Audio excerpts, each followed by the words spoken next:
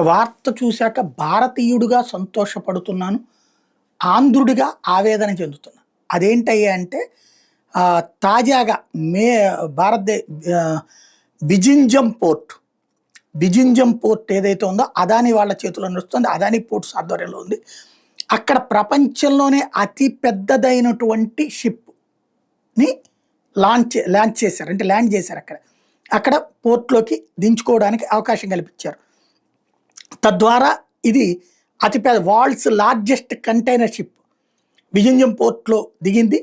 ఇది భారతదేశ చరిత్రలో అతి పెద్దదైనటువంటి సక్సెస్ అనమాట. ఏది నౌకా రవాణా రంగంలో వచ్చినటువంటిది.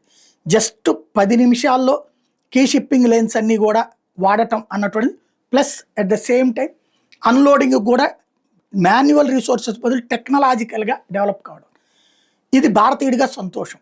అట్ ద సేమ్ టైం ఆంధ్రుడిగా బాధ ఎందుకంటే ఆంధ్రప్రదేశ్‌కి ఎప్పుడో ఈ పేరు రావాల్సింది వచ్చి ఆ తర్వాత ఈ వ్యాపార మార్కెట్‌లో రాజకీయ చట్రంలో నలిగినటువంటి గంగవరం పోర్ట్ భారతదేశంలో రెండవ అతిపెద్ద పోర్ట్. యాక్చువల్‌గా ఇది ఈ పెద్ద షిప్పుల్ని ల్యాండ్ చేసేటటువంటి రెండవ అతిపెద్ద పోర్ట్ అది.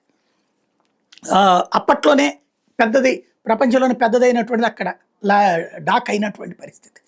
ఇప్పుడు అది అదానీ చేతుల్లోనే ఉంది. ఆనాటి స్థాయి అభివృద్ధి ఉందా లేదా అంటే ఎవరికీ తెలియదు.